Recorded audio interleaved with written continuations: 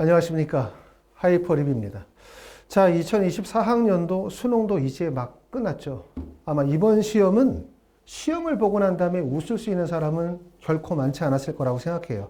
원래 항상 수능은 쉽든 어렵든 대다수의 학생들이 결국은 실패할 수밖에 없는 이런 구조인데, 특히 올해는 수능이 어려웠어요. 그러다 보니까 많은 학생들이 수능 시험을 보고 난 다음에 시험을 못 봤다, 시험을 망쳤다, 올해는 답이 없다, 결코 어떻게 대학 가냐 이렇게 절망하시는 분들이 상당히 많을 가능성이 높습니다. 하지만 이 점을 꼭 생각해야 돼요.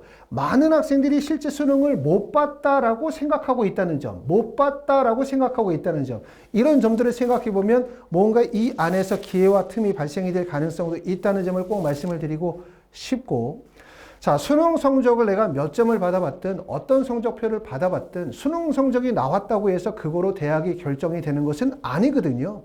정말 중요한 거는 이제 내가 받아들인 수능 성적표를 가지고 어떻게 분석하고 어떻게 전략을 수립하고 어떻게 원서 지원을 하느냐가 결국은 대학을 결정한다는 점을 꼭 알아두시기 바랍니다.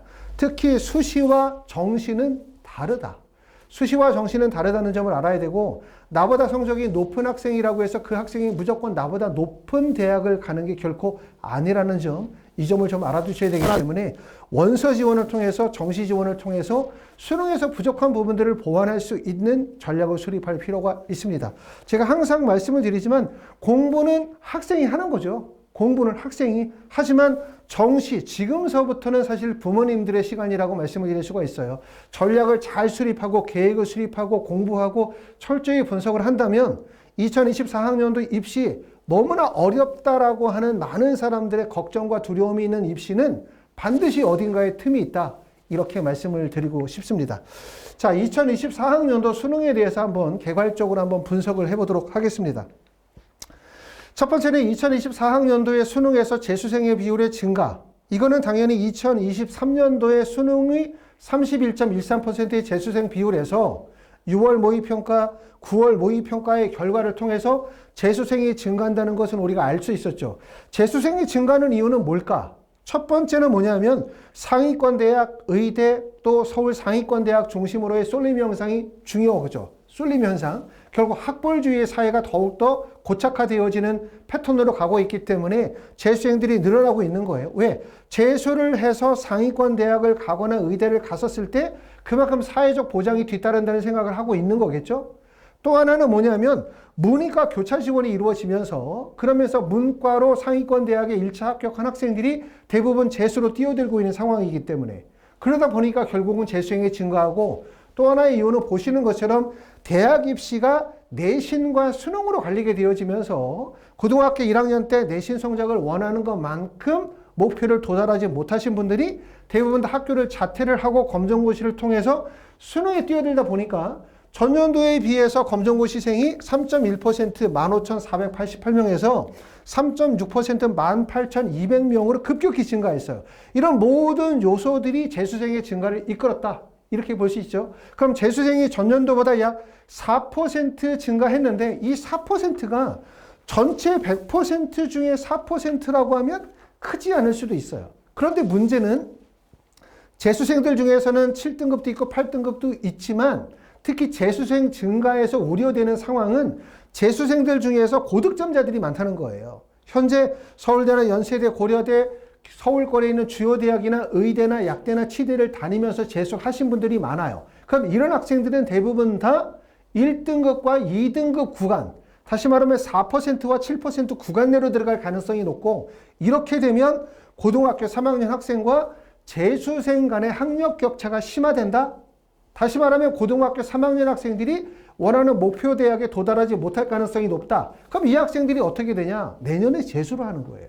꼭 알아두실 점은 내가 올해 수능 시험을 못 봤으니까 나는 원서 지원의 의미가 없고, 그렇기 때문에 난 재수를 할 거고 재수를 해서 목표하는 대학을 갈 거야.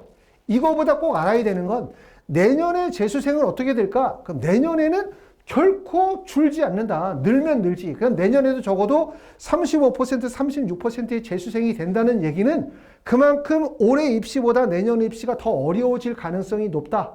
결론적으로 내가 어떤 성적을 받아들었든 이번에 원서 지원해서 대학을 반드시 붙이자. 대학을 붙이는 적정 안정 지원하고 그러고 난 다음에 상향 지원의 계획을 반드시 세우셔야 돼요. 시험을 못 봤다 해서 너무 지나치게 극단적인 생각을 하거나 절망적인 생각을 결코 하시면 안 되고 지금서부터 하나씩 준비하면 된다. 이 얘기 꼭 말씀을 드리고 싶습니다. 자, 선택 영역별로 보면 아시는 것처럼 국어 영역 같은 경우는 대부분의 학생들이 학법과 작문보다는 그 다음에 언매 쪽에 증가 비율이 좋아지고 수학 같은 경우도 보시는 것처럼 미적이나 아니면은 확통이나 기하보다는 미적의 증가 비율이 커요. 미적 같은 경우는 전년도에는 43.7%에서 올해는 49.2%이기 때문에 표점이 잘 나오는 과목, 상위권 대학에 도달하기가 유리한 과목에 학생들이 많이 몰리고 있다는 점을 보여주고 있고요. 탐구 영역에서도 보면 지금 보시는 것처럼 과탐 같은 경우도 보통 학생들이 어디에 집중되고 있다? 지구과학과 생명과학에 집중되고 있죠. 지구과학의 비율이 36%, 생명과학의 비율이 35%니까 두 개를 합쳐서 70%가 넘어요. 그만큼 화학을 선택하는 학생들의 비율은 17%에서 14%로 줄었고 물리는 전년도와 동일합니다. 결국은 자연계 학생들이 대부분은 생명과학과 지구과학을 선택한다고 보시면 되고 그 다음에 사탐을 선택하는 학생들이 주로 선택하는 과목은 사문과 생윤이에요. 그렇죠? 사문의 비율이 29%, 생윤이 33%이기 때문에 보시는 것처럼 윤사는 9%, 한지 8%, 세지 6%, 동아시아서 4%이기 때문에 이렇게 소수 과목을 선택하는 것은 입시에 별로 좋지 않아요. 가급적이면 탐구 과목을 선택할 때 많은 학생들이 선택하는 과목을 선택하는 것이 좋습니다. 그래야만 많은 학생들 중에서는 성적이 우수한 학생들도 있지만 성적이 좀 낮은 학생들이 고르게 분포가 되어졌기 때문에 적정 정도의 등급을 확보하는 데 훨씬 더 유리하다는 점을 꼭 알아두시면 될 것 같고 선택할 때 나는 세지가 좋아 과목이 나는 한지가 좋아 나는 동아시가 좋아 과목적으로 좋아 이거는 좋은데 문제는 이런 소수 학생들이 응시하는 과목들은 성적에 대한 예측이 불확실해요. 그렇기 때문에 결코 수능에서 원하는 것만큼의 점수에 도달하지 못할 가능성도 있다. 불안한 요소들이 많다는 점. 그렇기 때문에 가급적이면 많은 학생들이 선택하는 선택 과목을 선택하는 것이 유리하다는 생각이 듭니다. 자, 2023년도 수능의 결과를 한번 분석해 보도록 하겠죠.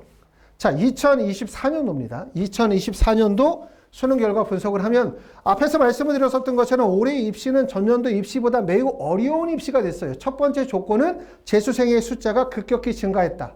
재수생의 숫자가 증가했기 때문에 결국은 1등급과 2등급에서 재수생의 비율이 증가할 거고 그럼 고등학교 3학년 학생과 재수생 간의 학력 격차가 심화되기 때문에 수시에서 수능 최저에 도달할 가능성 또 정시에서 상위권 대학에 도달할 가능성에 있어서 그만큼 고3 학생들이 불리해졌다라고 말하는 게 맞고 그럼 지금은 과연 2024년도의 수능의 결과는 과연 영역별로 어떻게 되는지를 한번 보도록 하겠습니다.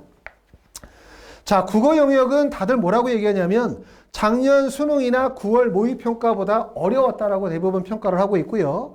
킬러 문제 확실히 배제됐지만 변별력이 확보가 되어졌다. 문제풀이, 반복, 암기 방법으로는 풀 수 없는 문항들이 설계가 이루어졌다라고 얘기를 하고 있어요.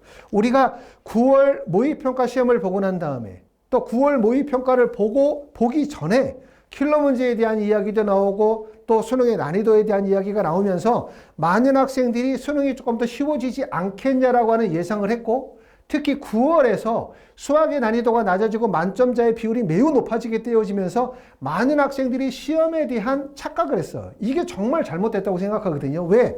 9월의 시험은 많은 학생들이 수시에 원서 지원하는 기준점이 되고 또 수시에서 수능 최저의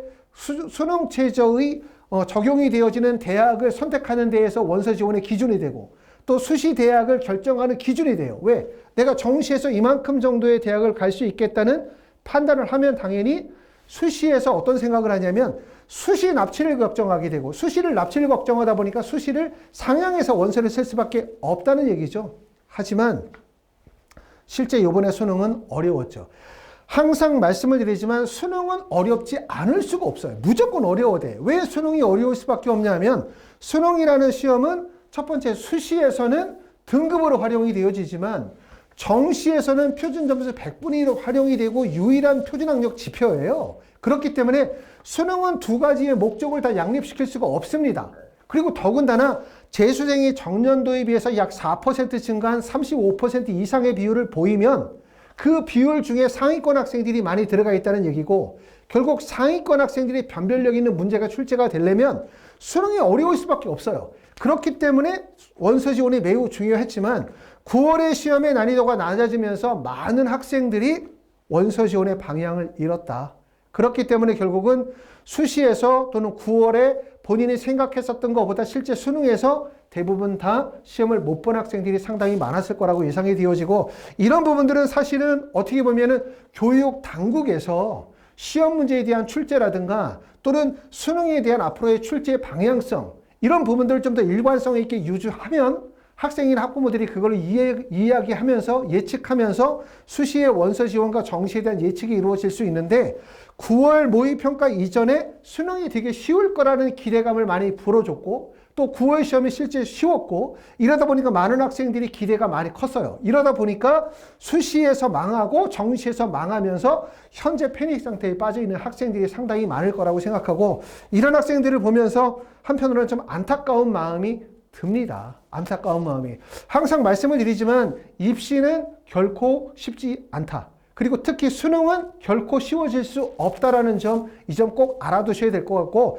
내년에 만약에 고등학교 3학년이 돼서 또는 내년에 재수를 해서 원서를 쓰시는 분들, 올해와 같은 상황을 꼭 기억하셔야 돼요. 기억하시고 9월에 원서를 쓸 때 이런 점들을 꼭 반영해서 9월 원서 지원을 좀 더 객관적인 원서 지원을 할 수 있도록 하시기를 바랍니다. 자, 2023 수능 결과를 보면 국어 영역은 어려웠죠. 지금 보시는 것처럼 국어가 얼마나 어려웠냐면 화법과 작문과 언어와 매체를 봐요. 2023년도 수능은 특히 국어가 쉬웠어요.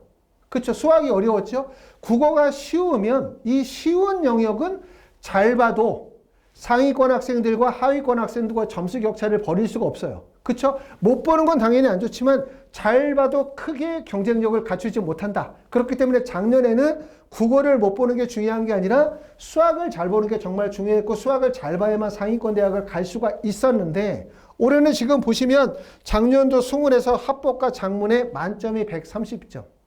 그 다음에 언어와 매체의 만점이 134점인데 추정치이기는 하지만 올해의 2024년도 수능의 추정치는 합법과 작문이 144점이에요. 전년도에 비해서 14점이 증가했고요. 그 다음에 언어와 매체가 전년도에 134점에서 146점으로 12점이 증가했죠. 엄청나게 난이도가 높아졌다, 이렇게 보실 수가 있어요. 그만큼 난이도가 되게 높아졌기 때문에 결국은 이게 입시에 커다란 영향을 미칠 가능성이 높다고 볼 수가 있고, 자, 수학은 9월 모의평가보다 대체로 까다로웠다라고 얘기하고 있고요. 최상위권 변별력이 강화시켰고, 그 다음에 단답형 변별력 9월 모의평가보다 강화, 손댈 정도는 아니었다. 입시업체에서는 9월 모평이나 비슷하거나 까다로웠다고 얘기를 하는데, 특히 수학이 어려울 수밖에 없는 이유는 가장 핵심은 이거예요. 수학, 왜 어렵냐?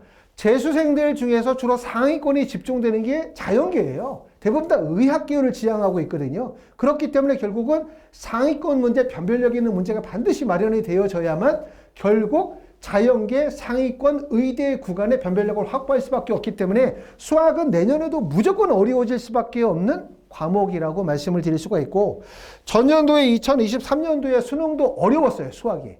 어려웠어요. 그때 2024년도 수능에서 확률과 통계의 만점이 142점일 때 올해의 점수가 139점이에요.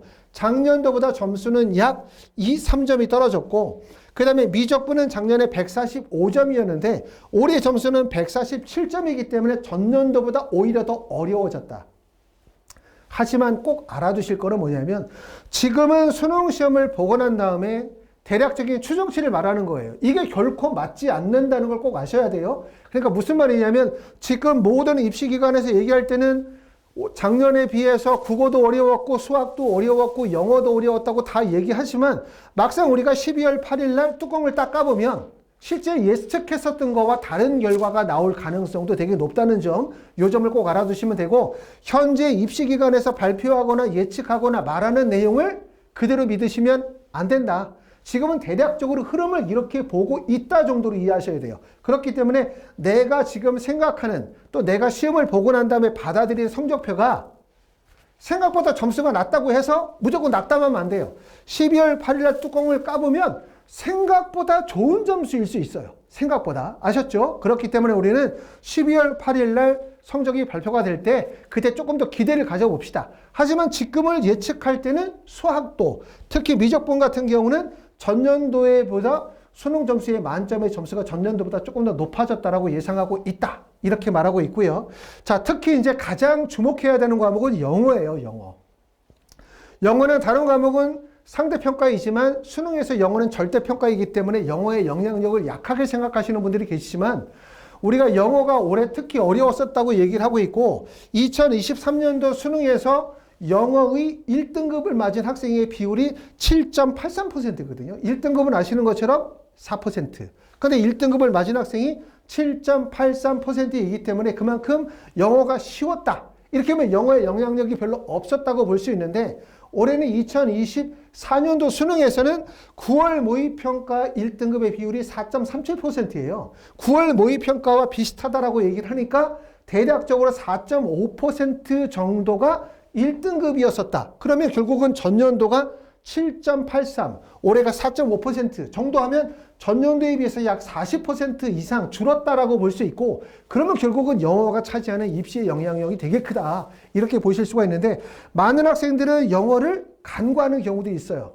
제가 항상 말씀을 드리지만 대학을 결정하는 요소는 국어, 수학, 탐구로 대학을 결정하는 거예요. 자, 내가 원점수가 몇 점이야? 표준 점수가 몇 점이야? 그럼 그걸 가지고 너 성균관대 갈 수 있겠다. 너는 연세대 의대를 갈 수 있겠다는 결정할 수 있어요. 하지만 영어 점수는 어떤 의미냐면 대학을 결정하고 난 다음에 학부를 결정하는 요소예요. 비슷한 성적이 가지고 있는 학생들이 한 대학의 학과에 원서 지원이 이루어지고 나면 그 작은 점수에서 학부이 결정이 되어지기 때문에 영어의 영향력은 상대적으로 크다. 그렇기 때문에 특히 올해 영어가 어려웠다는 점은 중하위권 대학뿐만 아니라 의대에 원서 쓰시거나 약대에 치대에 원서를 쓰시는 분들 중에서도 사실은 영어 2등급을 만든 분들이 상당히 많거든요. 그만큼 이렇게 의학 계열에 있어서는 영어의 영향력이 다른 계열에보다 더욱더 커질 가능성이 높습니다. 자, 2024학년도 수능 가채점의 추정치 한번 보도록 하겠습니다. 자, 이걸 꼭 말씀을 드리기 전에 꼭 말씀을 드리고 싶은 얘기는 입시 기관에서 발표하는 이런 추정치를 결코 믿으시면 안 돼요. 이건 단지 추정치, 참고자료일 뿐이고 제가 작년에 2023년도의 입시를 바탕으로 입시기관에서 발표한 추정치와 최종적으로 평가원에서 발표한 등급 간의 격차가 얼마나 벌어지는지를 작년에 영상으로 올려드렸는데 보통 평균적으로 맞추는 비율이 40% 이하 비율이라고 보시면 돼요. 그러니까 그만큼 정확도가 매우 떨어진다고 봐야 되지 지금 보시는 것처럼 국어 영역을 만약에 2등급을 124, 125, 124, 123, 124, 124, 124면 자, 124 정도가 2등급이구나. 근데 내 등급은 123점이야. 122점이야. 그러니까 나는 2등급이 안 되니까 나는 수능 최저 충족 못했어. 수능 최저 충족 못했으니까 나는 면접이나 논술 갈 필요 없겠어. 이렇게 판단하시면 절대로 안 된다. 이렇게 말씀을 드리고 왜? 입시기관에서 이런 등급을 맞출 수 있는 방법이 없어요. 그렇죠? 하물며 우리가 흔히 말하면 대통령 선거, 한 명을 뽑는 대통령 선거도 사실은 데이터가 다른 경우들이 많잖아요. 그렇죠? 맞추는 경우들도 있지만 실제 예측했었던 것과 많은 격차가 벌어지는 경우들도 많거든요. 그런데 이렇게 대학 입시는 사실상 입시기관에서 이걸 정확하게 추정해서 맞출 수 있는 방법이 없어요. 그렇기 때문에 대략적으로 나름대로는 입시기관에서 그 짧은 시간 동안 안에 등급을 환산하고 또 난이도를 조정해서 대략적인 등급 추정치를 발표하긴 하지만 학부모님들께서 이걸 절대적으로 신뢰하시면 절대로 안 된다는 점을 제가 꼭 말씀을 좀 드리고 싶습니다. 이 부분에 대해서는 제가 하단에 2023년도 수능 가채점 등급에 대한 실제 적중률을 영상을 제가 하단에 올려놨으니까 하단을 한번 보시면 그러면 실제 입시기관에서 발표하는 이런 가채점의 추정치가 실제 결과와는 많은 차이가 있구나. 이 점을 꼭 아실 거예요. 아셨죠? 그렇기 때문에 만약에 내가 4개 영역 등급합 5를 맞춰야 돼. 또 3개 영역 등급합 3을 맞춰야 돼. 그런데 한 과목 정도가 예상했었던 점수보다 1점, 2점, 3점이 낮아. 그러면 일단 논술 보러 가세요. 일단 면접 보러 가세요. 그러고 난 다음에 나중에 수능 결과 나오면 그때 판단하시면 돼요. 아셨죠? 정확하지 않다. 이거 맞지 않는다. 이 점을 꼭 말씀을 드리고 싶습니다.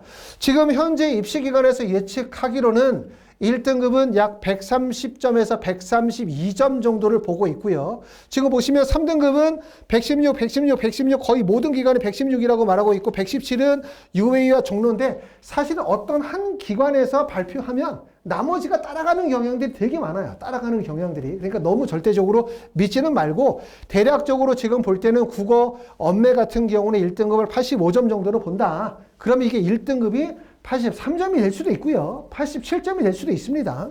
자, 2등급은 77점, 3등급은 69점 정도로 추정을 하고 있습니다. 자, 수학 영역 같은 경우에서 미적분은 1등급이 84점이고요. 2등급이 75점, 그 다음에 3등급이 65점 정도로 보고 있고, 보시는 것처럼 수학의 1등급 만점은 표준점수 147점으로 우리가 고려하고 있습니다. 자, 물리는 표준점수가 69점이에요. 그렇죠? 높진 않죠. 69점이고 1등급이 97점, 2등급이 63점이기 때문에 1등급과 2등급 간의 점수 간격이 꽤나 많이 벌어져 있고요.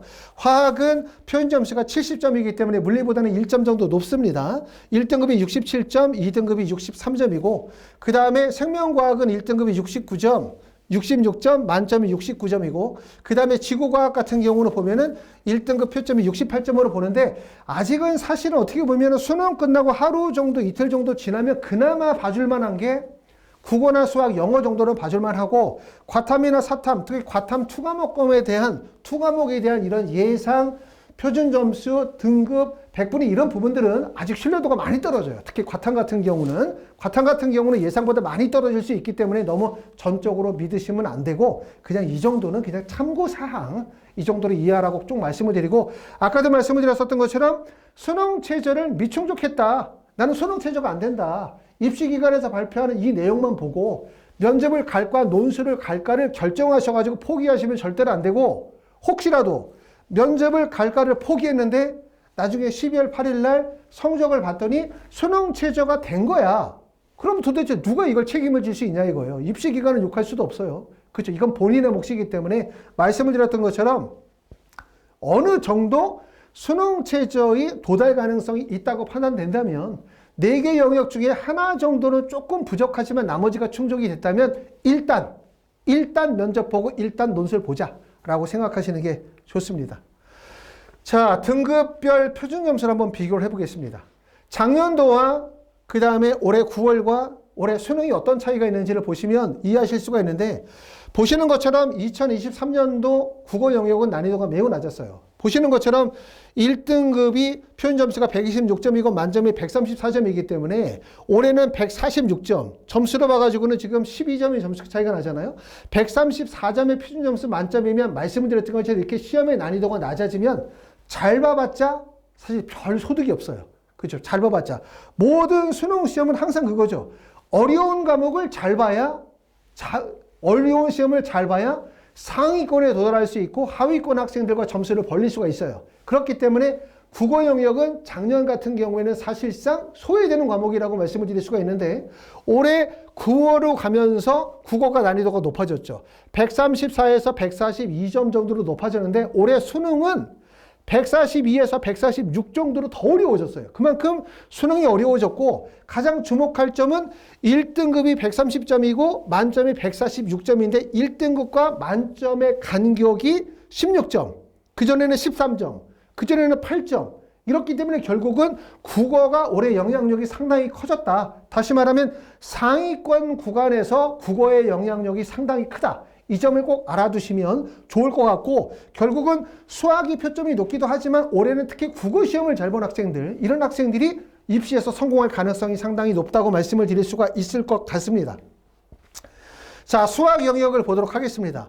수학을 2023년도 수능에서 만점이 135점이고 145점이고 그 다음에 1등급이 134점 만점 144 1등급이 133이니까 간격이 12점 간격이 벌어져요.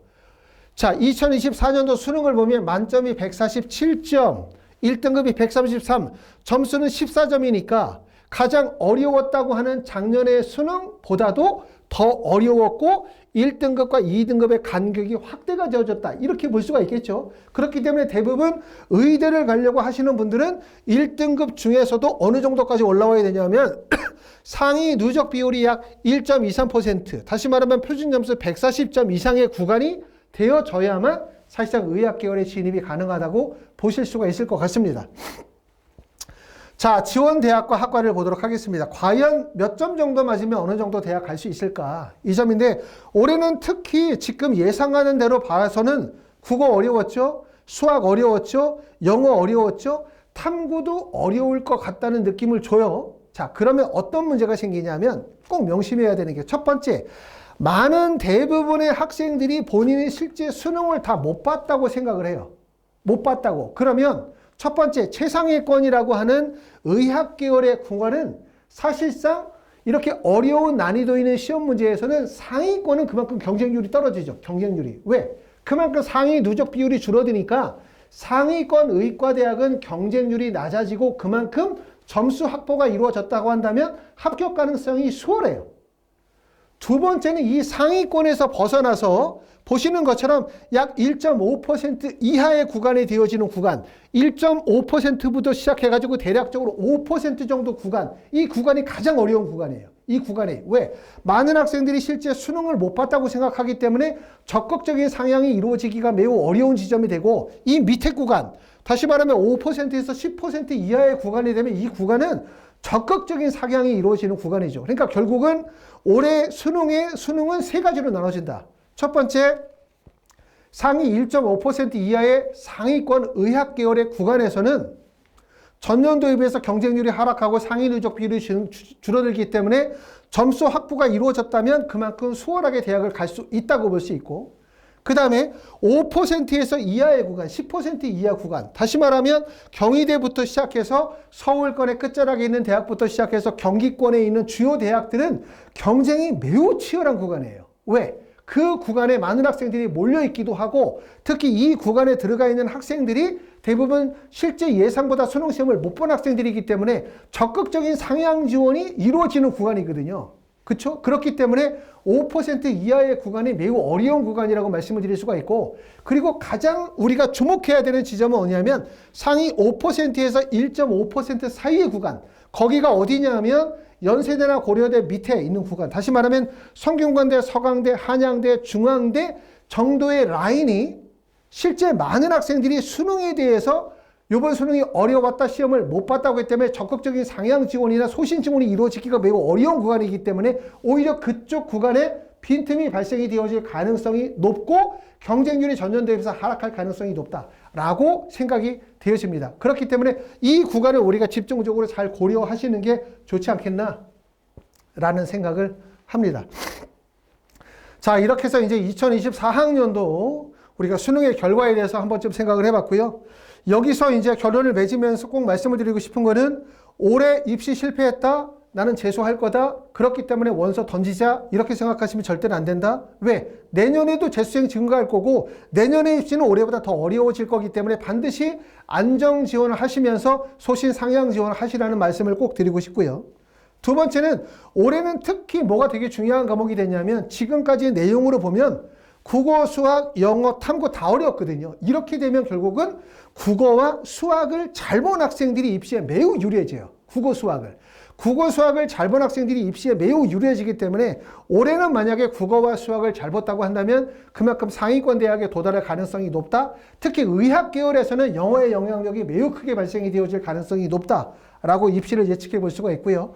그리고 우리가 원서 지원하게 될 때 내가 만약에 상향 지원을 희망한다 라고 하는 학생들은 대부분 어디에 관심을 가지라고 말씀을 드리냐면 상위 누적 1.5%에서 5% 구간, 이 구간이 사실상 소신 지원이 이루어지기가 매우 어려운 구간이에요. 왜? 올해는 특히 국어, 수학, 영어, 탐구를 고르게 잘 봐야만 되는, 고르게 잘 봐야만 합격 예측 가능성이 높게 나오는 구간이거든요.